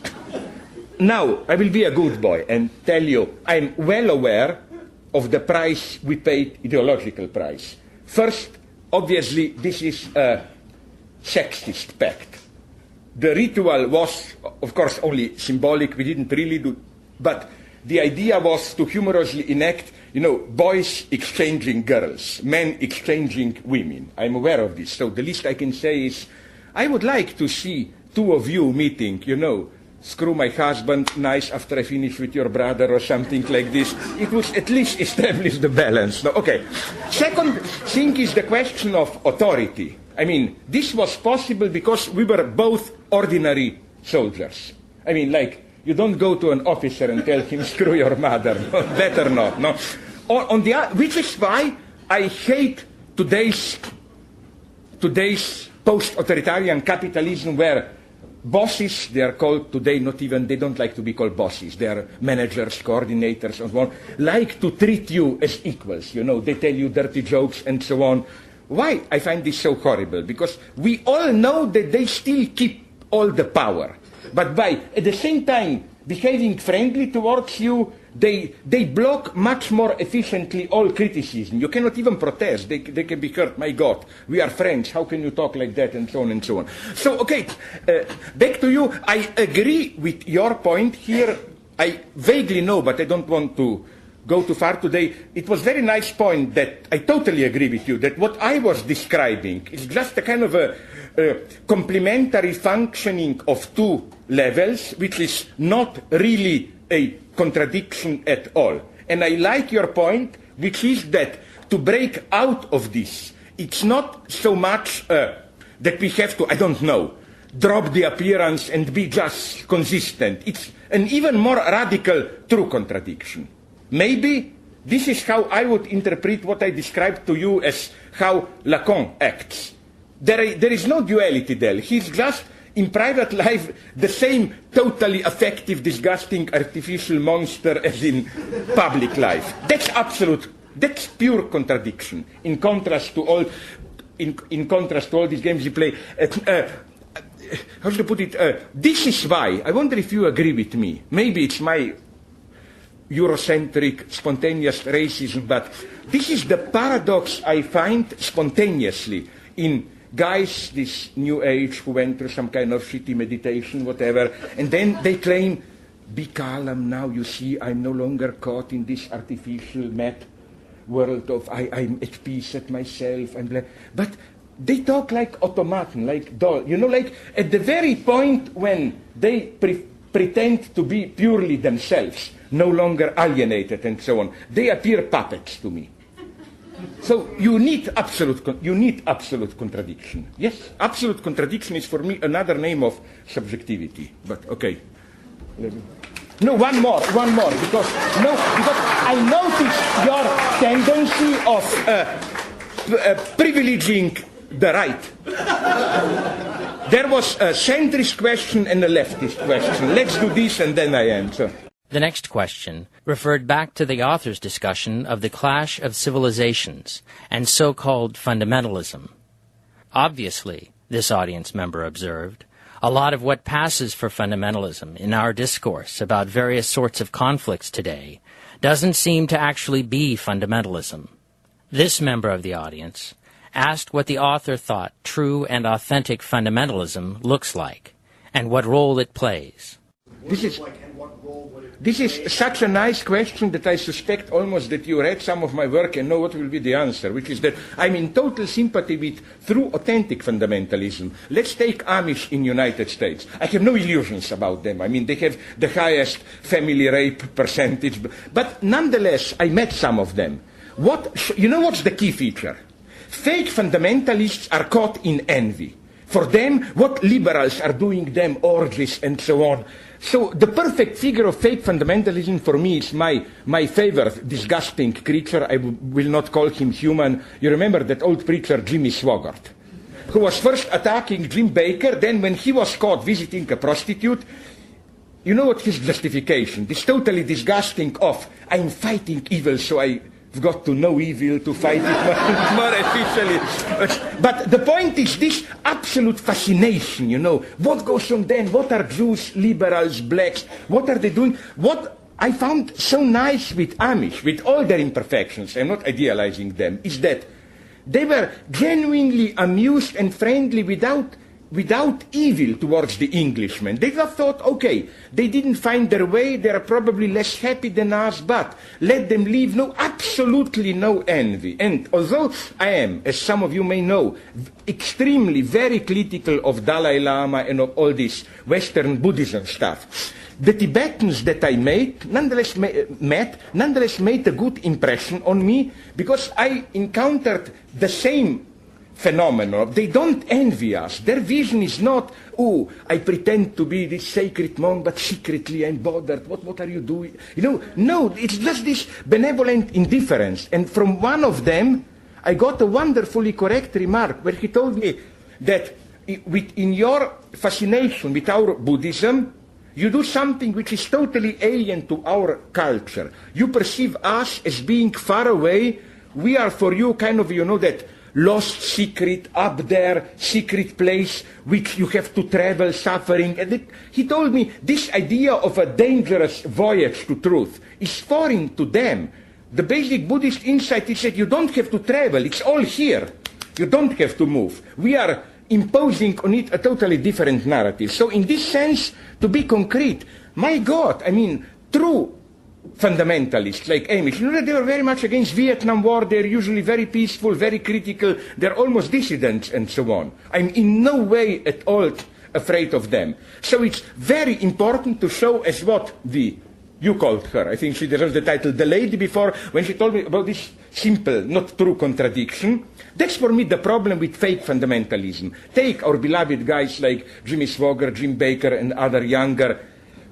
The problem is not that they are fundamentalists. The problem is that the way they deliver, articulate their message, undermines the message. The message is, you know, liberal pleasures, hedonism, ego trip, no, there is something more. But the way they appear and act is one big ego trip. They are effectively changing religion into one more narcissistic, hedonist ego trip. They are the greatest hedonists. So another lesson from this, when you hear about family values or all this motive, I think the left should not determine or allow the enemy, the opponent, to determine the field, the terms of the debate. The reaction of family values should not be, yeah, okay, family is good, but what about gay marriages and so on? Of course I'm for gay marriage, but the reply of the left should be, who are you to talk about family values? Reaganomics, your economic policy, is more ruined more family and community life than all the leftist attacks on morality, what they call together, and so on and so on. Like, don't allow the enemy to determine the field of struggle. Okay. Thank you. You've been listening to sociologist, philosopher, and cultural critic Dr. Slavoj Žižek speaking at Powells City of Books in Portland, Oregon, on a speaking tour for his latest book, Violence. This program was produced by pdxjustice Media Productions. For more information about this and our many other video and audio programs, please visit our website at www.pdxjustice.org. You'll find streaming video and audio programs featuring such speakers as Jonathan Kozol, Susan Faludi, Amira Haas, Noam Chomsky, Jonathan Cook, and many others. Thanks for tuning in, and thanks for supporting listener-sponsored radio, public access cable television, net neutrality, independent bookstores, and all forms of grassroots, democratic, community media. Homeostatic reproduction which we disturbed. To cut a long story short, if there is a lesson to be learned from progressive Darwinists like Stephen Jay Gould and others, it's that nature doesn't exist in the sense that it's one big catastrophe, one big imbalance. Let's think, okay, we all talk about now these Palin obscenities, drilling, and so on and so on. I rather stop my associations there. But that girl likes drilling, obviously, no? But what I want to say is that oil, the problem is oil. Are we aware, just think, what kind of a mega ecological catastrophe had to happen on our Earth, I don't know how many, hundreds of thousands or millions years ago, so that we got oil reserves. That's nature. Nature is not balanced reproduction. Nature is total imbalance, which from time to time temporarily gets usually balanced, and so on and so on. That's the beginning for me. What's the lesson of it? I tried to develop this in the last chapter of my book, more in detail on the lost causes.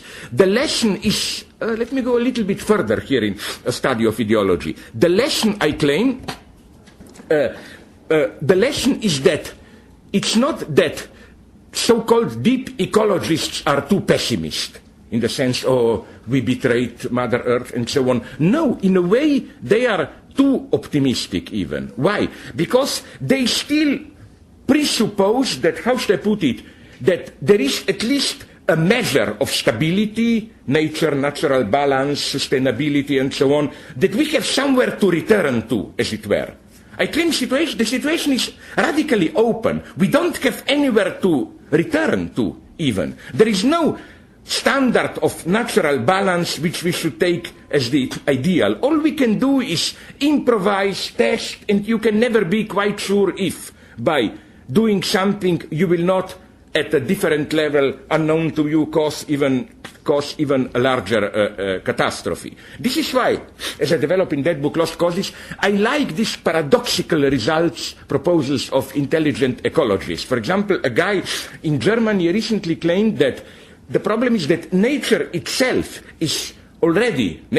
by this he means the reproduction, the cycle of nature on our Earth, the entire Earth as biosphere, is already so much accustomed to a certain degree of our pollution that if we change things radically, even if for the good, you never know what kind of imbalance this will call in nature. You see the paradox. We have nowhere to return to. Another thing that I want to improvise here on about ecology is that shouldn't we ask ourselves a simple question? How is it, my God, how is it that although we know very well that things are pretty serious, did you notice this strange inability, as it were, self-sabotage to act, to do something? And I think it's way too simple to simply refer to the old-fashioned Marxist explanation, yes, big companies are, through their propaganda.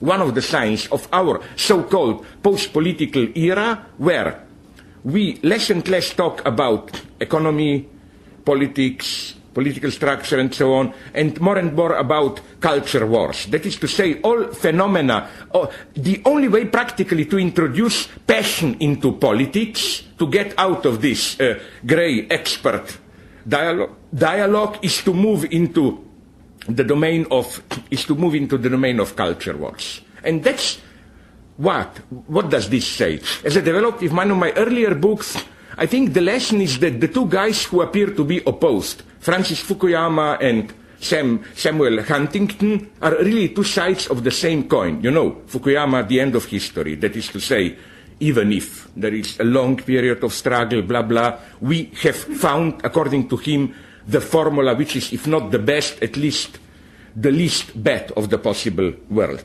Capitalism with liberal democracy. Huntington, on the other hand, as you know, predicts the clash of civilizations, that is to say, culture wars. But I claim culture wars are the mode of political struggles at the point of the end of history. I mean, I don't really think that we are at the end of history, but one has to be very careful here. There is something in our experience which fits this designation, the end of history. Precisely this post-1990s feeling of big ideological projects are over, we live finally in an era which, again, found at least the least worst of the possible worlds. So this is where I see ideology. Or, let me take another topic, which we are all well aware of how serious it is. Maybe it will even decide our lives, my God. It's a very question of survival ecology. Of course, it's a very real problem. But I claim ideological mystifications, investments are all the more strong in ecology. Like, just think about all this New Age mythology of Gaia, Mother Earth, that is to say, the notion of nature as some kind of a balanced, homeostatic, organic, holistic, whatever system, which then, in a typical secular theological mood, we humans, with our hubris, disturbed the balance, raped the Mother Earth, and so on, and now our duty is to repay the debt, to re-establish the balance. I think that this kind of ecology should be rejected as part of the problem, not a solution. For me, at least, the ABC, the first axiom of truly progressive ecology, and also of the only serious way to cope with ecological problems, is to accept that there is no nature, to cut a long story short. I don't mean by this some kind of crazy, discursive, idealist, subjective subjectivist approach. I'm not saying there is no objectivity, everything that we perceive as reality out there is our discursive construct. No, I'm saying that nature is not what we understand by this notion, some kind of organic self-contained, where I see ideology.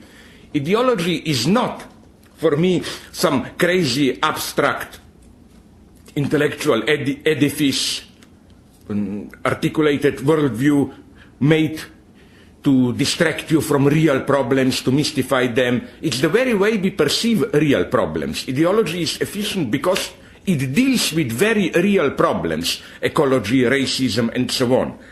The mystification is in the way it formulates, perceives these problems. The lesson is that there are not only wrong answers to questions, there are also wrong questions, in the sense that the very way we perceive a problem, which can be a very real problem, the very way we perceive a problem is effectively a part of the problem. It mystifies the problem. That would be ideology. What do I mean by this? Let me give you immediately one or two examples.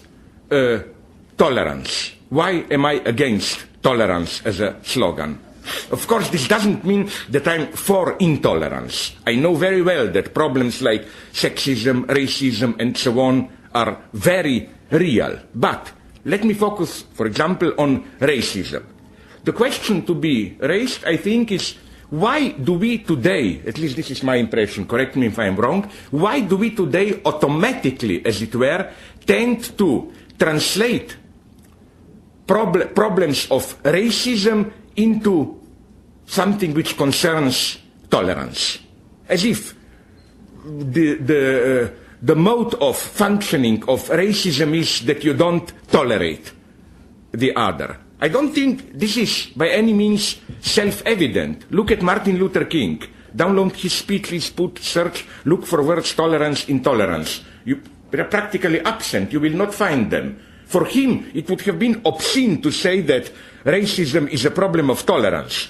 The same as for you, if you are, I hope you are feminists, it would have been, I hope, obscene for you to claim our feminist struggle is so that men will tolerate us more or whatever. It's ridiculous. For Martin Luther King, racism is a problem of equality, economic exploitation, legal rights, racist prejudices and so on, anything but not intolerance. So, you see, here it comes ideology. Serious problem, racism, I claim. The designation of tolerance, putting tolerance up in front as the main category to catch racist phenomena, mystifies it. Why? Because I claim it basically depoliticizes the problem. Instead of talking about economy, political power, legal power, we talk about cultural prejudices. And we end up, I'm sorry to tell you this, it will maybe shock you because I'm some kind of psychoanalyst, you end up with psychoanalytic traumas and so on. Like, no. Like, I noticed this when in South California, they deal with this resentment towards Mexican immigrants. You end up, if you are at the cultural studies department, with what inner traumas do you project into Mexicans so that you don't tolerate them, and so on and so on. So again, so why do we do this? That's the true question. I claim it's precisely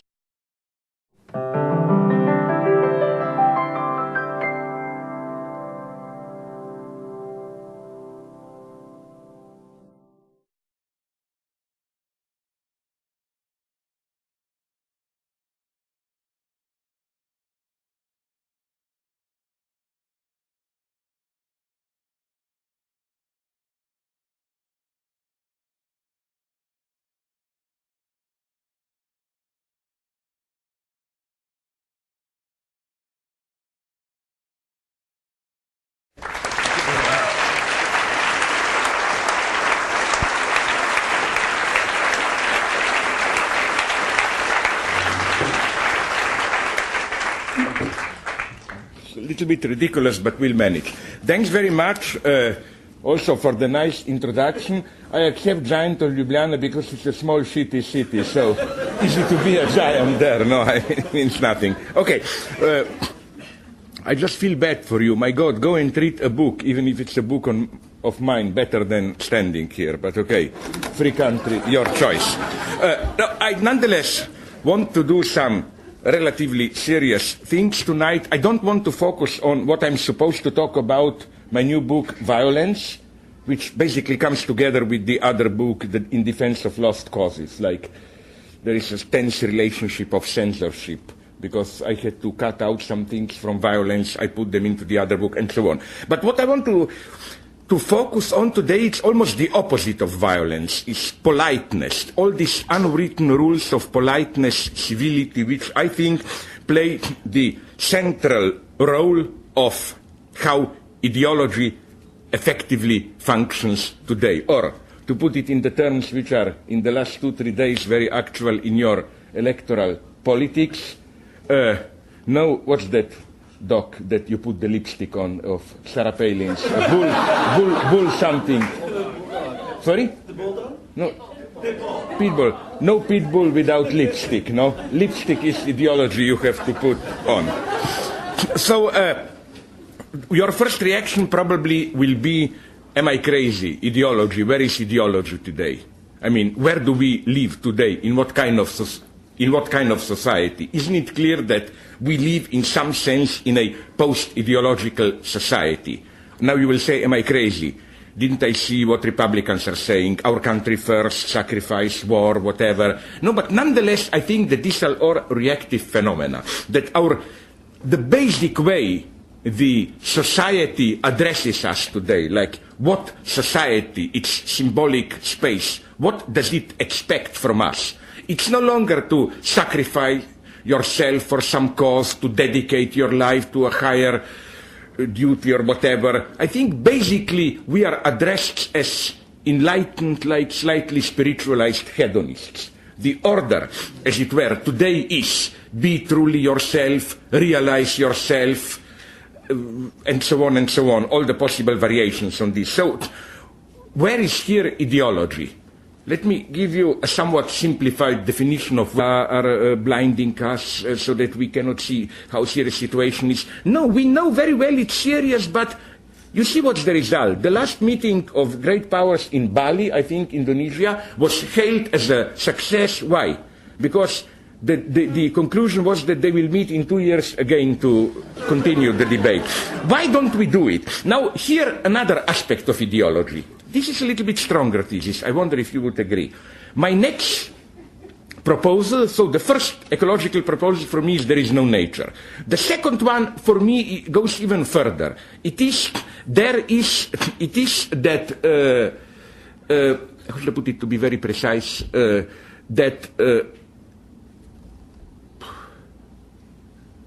I just don't want to make things more, is that we need more alienation from nature.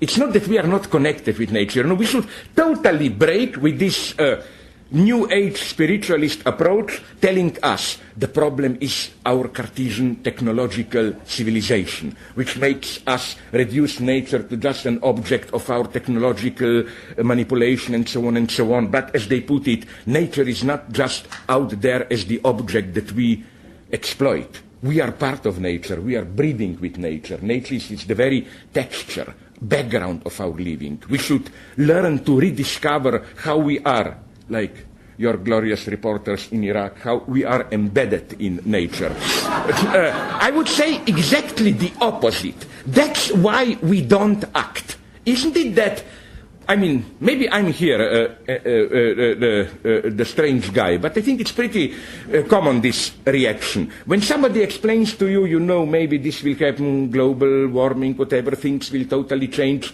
rationally you believe him or them.